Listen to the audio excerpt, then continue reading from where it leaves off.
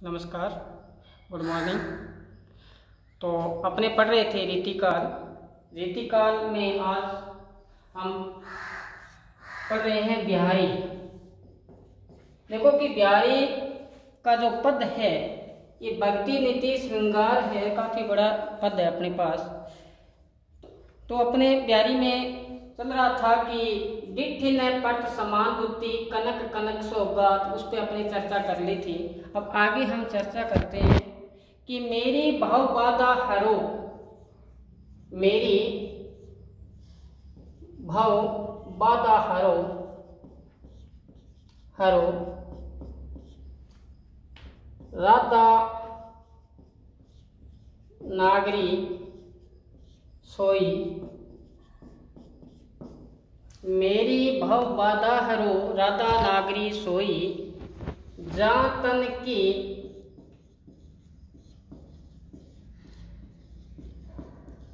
जाई परे हरित दुति होई। देखो एक निवेदन भरा ये मंगलाचरण है बिहारी का, ये हम चर्चा करेंगे। इस पे चर्चा करने से पहले थोड़ा अपने जो पीछे का जो पढ़ा था उस पर प्रकाश डाल लेते हैं। हम चर्चा कर रहे थे शुरुआती दौर में, जैसे फर्स्ट क्लास हुई थी उसमें, तो उसमें क्या बताया था मैंने कि प्रश्न आ जाता है 2 अंक का। अपने प्रश्न आएंगे 10, जो कितने अंक का होगा, 2 अंक का एक प्रश्न, तो टोटल 20 अंक के प्रश्न छोटे आएंगे, 10 प्रश्न छोटे अंक में। आपसे सीधा ही पूछ लिया जाएगा बीच में से कि बिहारी का जन्म कब और कहाँ हुआ था, कैसे, इस पे अपने बाद में चर्चा करते हैं। इससे पहले अपने छोटे प्रश्नों के साथ साथ में प्रकाश डालते हैं। तो क्या है बिहारी का जन्म? बिहारी का जन्म बता सकते हो आप? शुरुआती दौर में हमने पहली क्लास हुई थी, उस पर हमने प्रकाश डाला था। तो बिहारी का जन्म 620 ईस्वी, और कहाँ पे? ग्वालियर, ग्वालियर में। और कौन सा गांव में हुआ था? तो बसुआ गोविंदपुर में। कहाँ पे? बसुआ गोविंदपुर में। अब ये भी बात अपने को याद रखनी चाहिए कि बिहारी का जन्म कब हुआ? 620 ईस्वी में। कहाँ पे? ग्वालियर में, और बसुआ गोविंदपुर ग्राम में हुआ था। और इसी प्रकार से दूसरा छोटा प्रश्न पर अपन प्रकाश डालते हैं कि बिहारी किसके आश्रित कवि रहे? किसके आश्रित मतलब कि राजाओं के दरबारी कवि थे। बिहारी किनके आश्रित कवि रहे? तो एक तो अपने बताया था आपको कि मुगल बादशाह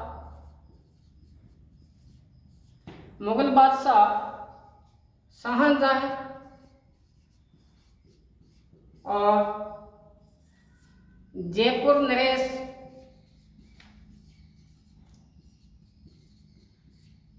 जय सिंह। आपको बताया था ना कि नहीं पराग नहीं मधुर नहीं विकास यही काल, नहीं पराग नहीं मधुर नहीं विकास यही काल, अली कली सो बंध्यो आगे कौन हवाल।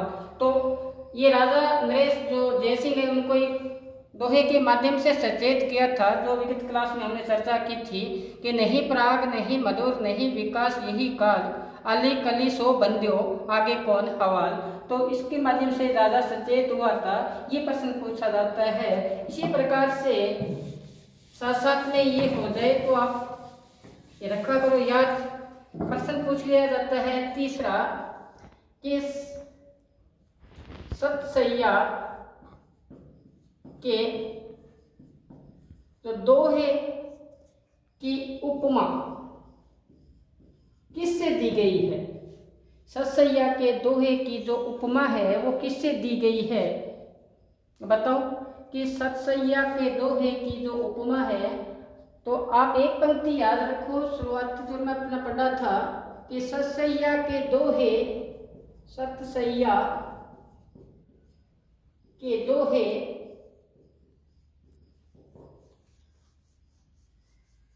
ज्यों नाविक के तीर, सतसैया के दोहे ज्यों नाविक के तीर। आगे क्या आएगा? सतसैया के दोहे ज्यों नाविक के तीर, देखन में छोटे लागे और गाँव करे गंभीर। ये था कि प्रश्न पूछा जाता है, 2 अंक का छोटा प्रश्न आएगा कि सतसैया के दोहे की जो उपमा किससे दी गई है, तो नाविक के तीर के समान उपमा दी गई है कि सतसैया के दोहे हैं जो नाविक के तीर के समान है, देखने में क्या लागे, छोटे लागे, देखने में छोटे लगते हैं लेकिन जो इनका मर्म है, घाव है, वो बड़ा ही गंभीर है ना। इसी प्रकार से प्रश्न, छोटा प्रश्न पूछ लिया जाता है, साथ साथ में लिख लिया करो, लिखो नहीं तो अपने भाई अंदर ही एक प्रतिबिंब बना लो। मैं कहता हूँ ना कि जो जिस हिंदी साहित्य पढ़ रहे हैं, जो भी पात्र जिस पात्र के बारे में सोचता है उसी का ही अपने को क्या आता है, सपना आता है। तो अपने सपना किसका आना चाहिए? बिहारी का ही आना चाहिए। उठते बैठते चलते फिरते तो याद करना चाहिए, मेरी भव बाधा हरो राधा नागरी सोई, जातन की जाही पड़े और हरित दूती होई। तो इसी प्रकार से ये प्रश्न बताया कि सतसैया के दोहे हैं वो किसकी उपमा दी गई है, तो अपने उपमा दी गई है नाविक के तीर। तो इसी प्रकार से आगे देखो, छोटा प्रश्न पूछ लिया जाए कि जैसे बीच में से आपसे प्रश्न पूछ लिया जाएगा, 2 पंक्ति दे दी जाएगी, उसी का आपका प्रश्न आगे आएगा। तो पूछ लिया जाए आपके कि परती गांठ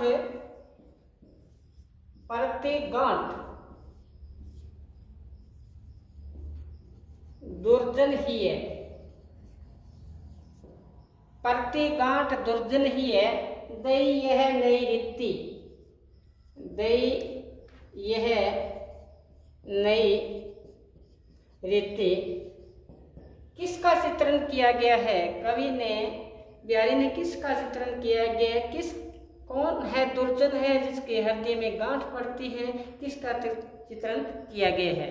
तो मैंने कहा था ना, पूरा पद अपने को याद हो तो अपने आप ही याद आ जाएगा कि पूरा क्या था कि दृग ऊर्जत टूटत कुटुंब जूरत चतुर चित प्रेती। ये था शुरू, तो यहां से हो रहा था। अपने एग्जाम में इस प्रकार से पूछ लिया जाता है कि लास्ट पंक्ति पूछ ली जाती है कि दृग ऊर्जा टूटत कुटुंब जूरत चतुर चित प्रेती, परती गांठ दुर्जन ही है, दई है नीति नई रीति।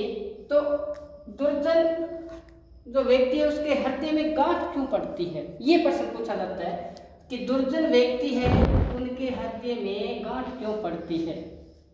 मैंने समझाया था पीछे कि जो ये नायक नायिका का जो प्रेम है ये बड़ा ही निश्चल प्रेम है, बड़ा ही उच्च कोटि का जो प्रेम है, लगाव है, इनका आसक्ति का जो भाव है बड़ा ही उच्च कोटि का है। ये जो प्रेम है उच्च कोटि का है, जो प्रेम के जो विरुद्ध है, जो क्या रखते हैं, अलगाव स्थिति में होते हैं, जो प्रेम को क्या नहीं स्वीकार नहीं करते, क्या नहीं करते, प्रेम को स्वीकार नहीं करते, उनके हृदय में क्या पड़ती है, गांठ पड़ती है। उनके हृदय में उनके प्रति द्वेष भाव आता है। ये होती है प्रति गांठ, जो प्रेम को स्वीकार नहीं करते। प्रेम तो उच्च कोटि का है। वो कहा था ना मैंने, एक अपने गणानंद जी है वो कहते हैं अति सुदय स्नेह को मार्ग है। प्रेम का जो मार्ग है बड़ा सीधा साधा मार्ग है, जहाँ नेकु श्यानक बांक नहीं, वहाँ पर छल कपट ईर्ष्या द्वेष ये नहीं होता। कि अति सुदो स्नेह को मार्ग है जहाँ नेकु श्यानक बांक नहीं, ता साचे चले तज अपन को झिझके कपटी निशाक नहीं। देखो कितनी बड़ी बात है, एक एक पंक्ति करोड़ करोड़ रुपए की है ना। तो क्या बताए, झिझके कपटी निशाक नहीं, उस पे ना कपट आ ही नहीं सकता। क्या नहीं आ सकता, कपट। जब ये निकल जाएगा, सारा का सारा कपट निकल जाएगा अंदर से, तब ये बात आती है। ये कपट निकला नहीं, किनके, दुर्जन व्यक्ति है उनके हृदय के अंदर क्या नहीं निकला, कपट नहीं निकला, तभी ये बात हुई। तो इसी प्रकार से प्रश्न पूछ लिया जाता है। तो एक प्रश्न इस प्रकार से भी पूछ लिया जाए आपसे कि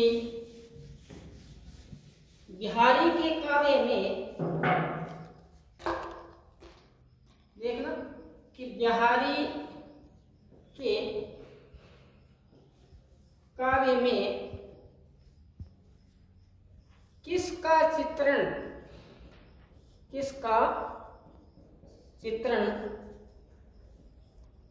अप्रीतम माना है। देखो कि बिहारी का जो काव्य है इसमें किसका चित्रण है जो अद्वितीय है। तो आपको मैंने कहा था भक्ति, नीति और श्रृंगार। तो सबसे ज्यादा जिसकी है तो किसको माना है, श्रृंगार को। अप्रीतम किसको माना है, श्रृंगार को। अब श्रृंगार के आपको दो ऐसा लगभग याद होने चाहिए, जैसे याद होना चाहिए, कहत नटत रिज्जत खिज्जत मिल्लत लज्जियात। कहत नटत रिज्जत खिज्जत मिल्लत लज्जियात, बड़े भवन में करत है नैनन स्यों बात। बतरस लालन लाल की मुरली धरी लुकाए, सोहे करे बोहनी हंसे, सोहे करे बोहनी हंसे, देन कहे नटे जाए। इस प्रकार से अपने इनको याद होना चाहिए। तो किसके काव्य में, बिहारी के काव्य में किसका जो चित्रण है वो अप्रीतम माना है, तो किसका माना है, श्रृंगार का। तो इसी प्रकार से हम आगे चलते हैं।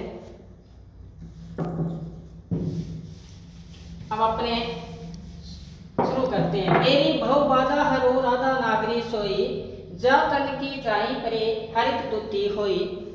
हमने कक्षा 6 से ही पढ़ते आए हैं कि मेरी भव बाधा हरो, भव बाधा हरो, हरो मतलब निवारण करो, भव बाधा संसारिक बाधा मेरी आप दूर करो। संसारिक बाधाएं कौन सी है, यहाँ संसार में है ना, कोई सुखी नहीं है। क्या नहीं है, सुखी कोई नहीं है। ये कहते ना, नानक दुखिया सब संसार, है ना, नानक देव जी ने कहा है ना, नानक दुखिया सब संसार, सुख किया जो नाम आधार। जो इस प्रकार सिमरन करता है, लगाव रखता है, उनके प्रति प्रेम रखता है, कोई सुखी है और सारे दुखी है। जो इस देह धारण करके आता है, कोई किसी से दुखी है, कोई पड़ोसी से दुखी है, कोई अपने शरीर से दुखी है, कोई किसी को चिंता लगी हुई है। एक चिंता हटती है, दूसरी तैयार रहती है। तो यहाँ पर बिहारी अपने क्या कर रहे हैं, निवेदन कर रहे हैं। देखो निवेदन कर रहे हैं, किससे निवेदन कर रहे हैं, देखो राधा से निवेदन कर रहे हैं कि मेरी सांसारिक बाधाओं को हरो। संसार में मेरी है जो बाधाएं हैं, विपदा है, परेशानी है, उसका निवारण करो। कौन करो, राधा जी करो, क्योंकि आप तो क्या हो, नागरी हो, चतुर हो, है ना। राधा का यहाँ पे किसका किए, एक युगल मूर्ति के रूप में, युगल मूर्ति के रूप में स्वीकार किए हैं, युगल मूर्ति के लिए। और यहाँ पर जो प्रेम बताए हैं वो लौकिक से क्या बताए हैं, लौकिक से अलौकिक बताया है। किसका प्रेम, राधा और श्री कृष्ण के बारे में।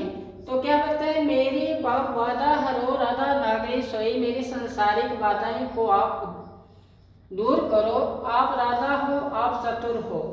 जा तन की जाई परे, जा तन की क्या परे, जिस तन की छाया पड़ने से, परछाई पड़ने से, श्याम हरित दुती होई। श्याम है वो, उसकी जो दुती है, उसका जो शरीर की जो आभा है वो क्या हो जाती है, हरित हो जाती है, हरापन आ जाता है। आपको पता है जो हरा रंग है, क्या है, हरा रंग है, ये किसका प्रतीक है, हरा रंग किसका प्रतीक है? एक प्रसन्नता का प्रतीक है। किसका? प्रसन्नता का प्रतीक है। जब हम प्रसन्न होंगे, जब हम क्या होंगे? खुश होंगे, कहते हैं हरा भरा होना, हरा भरा होना, तो हमें क्या होगा कि प्रसन्न होंगे। तब ये बताए हरित द्युति हुई। अब सुनो, जा तन की जाई परे। अब राधा का जो रूप सौंदर्य है क्या है? गौर वर्ण है। किसका? राधा का। स्वर्णिम अब बोल दो इसको, राधा का। और श्री कृष्ण है, श्री कृष्ण है, उनका जो है वो कैसे हैं? श्याम वर्ण। कृष्ण श्याम वर्ण के हैं और राधा का जो है वो सोने जैसा या गौर वर्ण बोल दो। कहते हैं जब राधा की छाया किस पे पड़ेगी? श्री कृष्ण पे पड़ेगी, तो कौन सा रंग आएगा? हरित। क्या? हरा रंग। अब हरा रंग आ जाएगा तो प्रसन्नता आ जाएगी। यानी अपने दोबारा सुनो, यहाँ से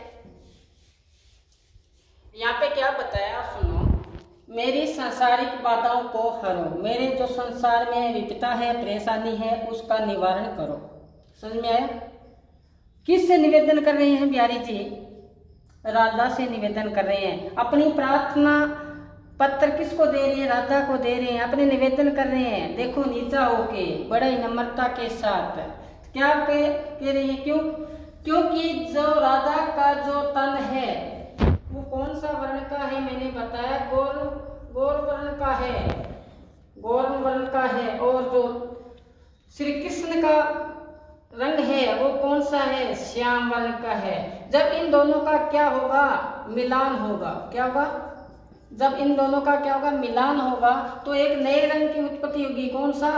हरा रंग का। और हरा किसका प्रतीक है? मैंने बताया खुशी का प्रतीक है या प्रसन्नता का प्रतीक है। अब बात समझ में आ गई आपको कि जिस तन की क्या पड़ जाए? छाया पड़ जाए, तो वो जो रंग है वो कौन सा हो जाएगा? हरित हो जाएगा अपने आप ही। जब राधा प्रसन्न हो जाएगी तो श्री कृष्ण जी अपने आप ही क्या हो जाएंगे? प्रसन्न हो जाएंगे। इस प्रकार से इसमें बताया है। तो क्या बताया? वैसे याद होना चाहिए, मेरी भव बाधा हरो राधा नागरी सोई, मेरी भव बाधा हरो राधा नागरी सोई, जा तन की जाही पड़े। जा तन की क्या पड़े? जाही पड़े। और आगे क्या बताए? हरित श्याम हरित द्युति होई। इस प्रकार से इसमें बताया है। समझ में आई आपको?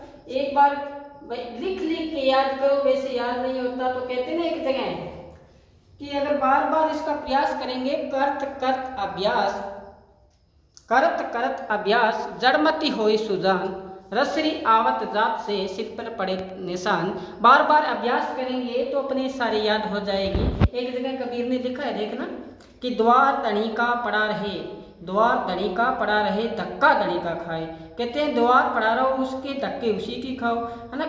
कदे दरे निवासी दर छाड़े न जाए। हम इसके बिहारी जी के शरण में चले जाएंगे तो हमें ये सारी की सारी बातें याद हो जाएगी। जैसे बिहारी की किसकी शरण में गया है? राधा की शरण में गए। क्या कहा राधा की शरण में जाके कि मेरी क्या हरो?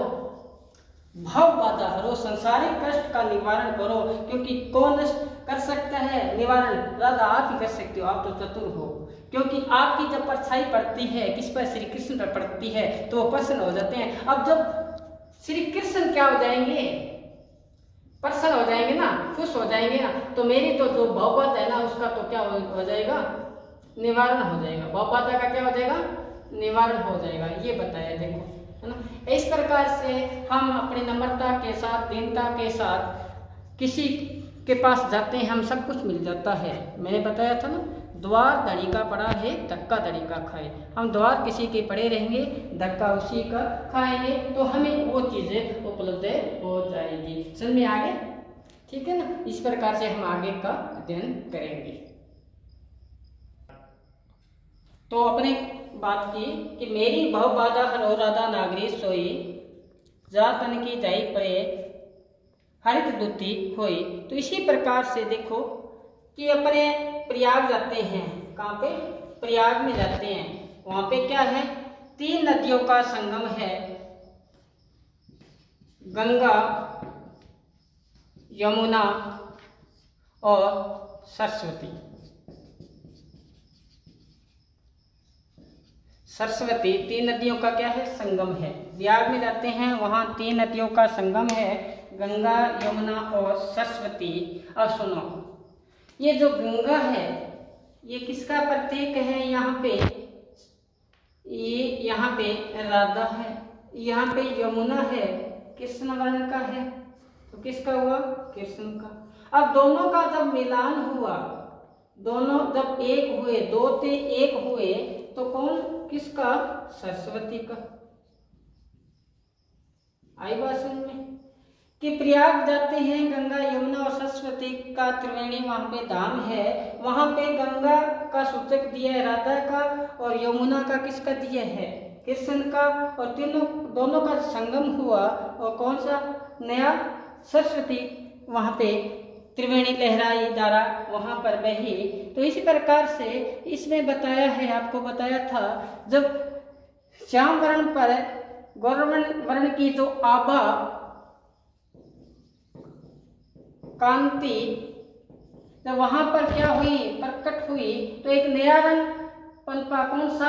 हरा रंग। और हरा रंग किसका प्रतीक बताया था? ये प्रतीक बताया था प्रसन्नता का, खुशी का प्रतीक बताया था। इस प्रकार से आपको समझ में आ गया होगा ये। तो इस प्रकार से आगे चलते हुए एक पद रह गया अपना वियोग का। संयोग और वियोग दो साथ साथ में चल रहे हैं बिहारी जी के।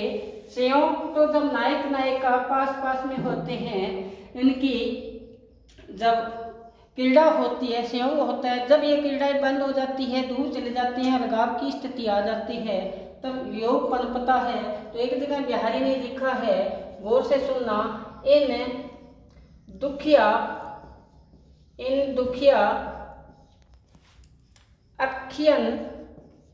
दुखिया अखियां सुख सुरजोई नाही, सुख सिरजोई नाही। एक एक शब्द है, करोड़ करोड़ रुपए का है। इन दुखिया अखियां सुख सुरजोई नाही, देखे बने ने देखते, देखे बने ने देखते, अनदेखे अकुलाही।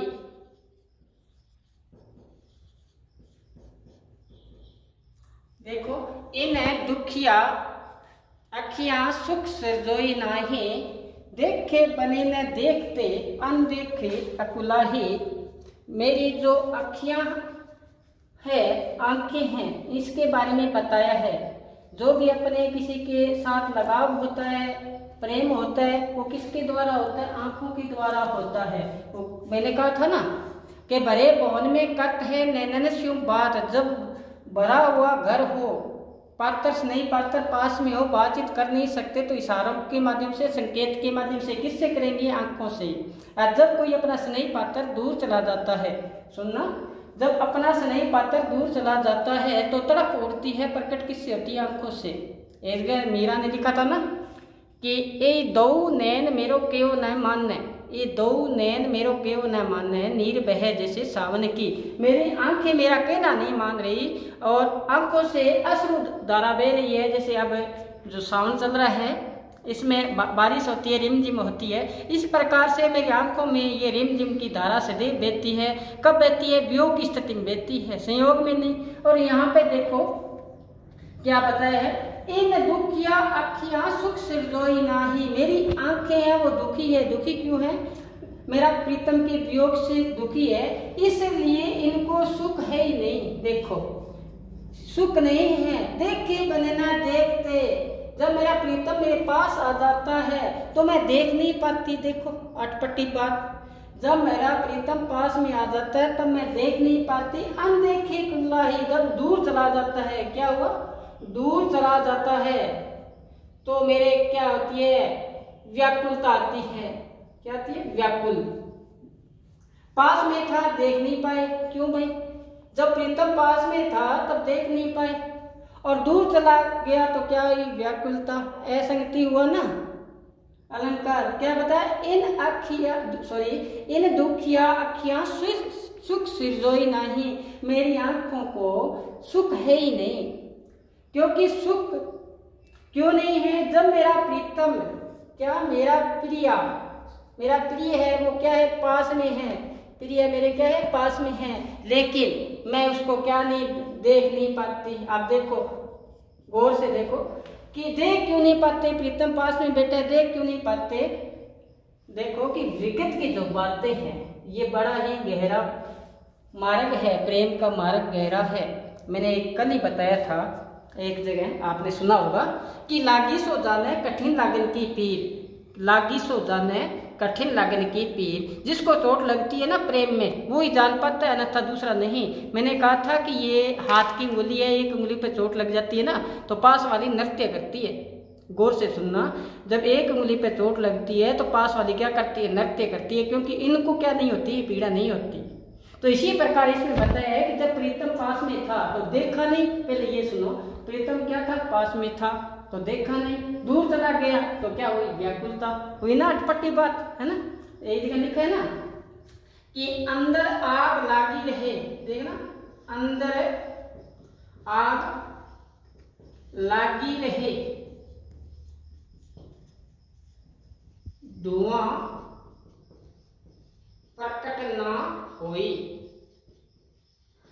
अंदर क्या लगी हुई है? आग लगी हुई है, लेकिन धुआं नहीं उठ रहा।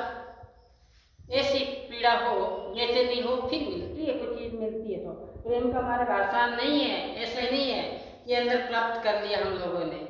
तो आप पहले क्या लगनी चाहिए? अंदर आग लगनी चाहिए, और धुआं भी उसका क्या नहीं होना चाहिए? उड़ते बैठते चलते फिरते खाते पीते जागते उसी पात्र में क्या होना चाहिए? लीन होना चाहिए, तब चीज प्राप्त होती है। हम सस्ता मार्ग ढूंढते हैं, सस्ता मार्ग नहीं है। तलवार के धार पर दामनो है। प्रेम का जो मार्ग है तलवार पर चलना है। तो इसी प्रकार देखो यहाँ आते हैं अपने वापस से। बिहारी जी कहते हैं, बिहारी के माध्यम से एक सखी कहती है अपनी दूसरी सखी को, कहते हैं मेरी आंखों में ना सुख है ही नहीं, ईश्वर ने सुख दिए ही नहीं। क्योंकि जब मेरा प्रीतम पास में होता है मैं देख नहीं पाती, दूर चला जाता है, क्या हो जाती है? व्याकुलता आ जाती है। क्यों आ जाती है? देख क्यों नहीं पाते? देखो यहाँ पे वापिस आते हैं, देख क्यों नहीं पाते? जब मेरा प्रीतम पास में होते हैं मैं पीछे विगत बातें याद कर करके मेरी आंखों में क्या आ जाता है? अश्रुधारा आती है। आंखों में क्या बहती है? अश्रुधारा बहेगी। अब सुनो, अश्रुधारा बहेगी तो प्रीतम को थोड़ी देख पाएगी, प्रीतम को देखेगी नहीं। अब इतने में प्रीतम कहाँ चला जाता है? बाहर चला जाता है। बाहर चला गया तो फिर अंदर क्या आई? व्याकुलता आई, बेचैनी आई। ये स्थिति हो जाती है जो नायका अलगाव की स्थिति में आती है, उनका विछड़न होता है। ये समझो आप गौर से। तो हम इसको ही आज यही विराम देते हैं, कल आगे इसको यहाँ से शुरू करेंगे, पढ़ेंगे। बस आज इतना ही। घर पे रहिए, पढ़ते रहिए, अपने आप को, इस मन को अच्छे काम में लगाए रखना है ना। बस इतना ही। धन्यवाद।